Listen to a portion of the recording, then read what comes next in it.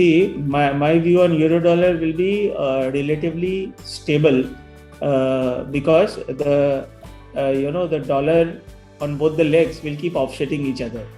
So euro certainly has a pressure to go towards parity, and obviously before that it can see a bit of reversal.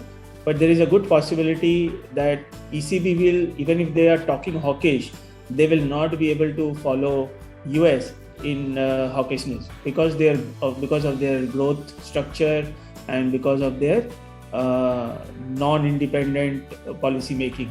So euro possibly is heading towards 1.05 and maybe lower, and when that happens and rupee moves towards 77, 78, I would say broadly on the euro you can see stability, and if you are an exporter, then premium is something which is great. The dollar premium has crashed, pound premium has crashed because of the US rates went up, but euro premiums are still nice. So I would say the play for the next 12 months could be to enjoy euro premium while playing on the euro rupee range. It will be more of a range bound, up down instead of any one directional towards 89 or towards 79. That's what I think.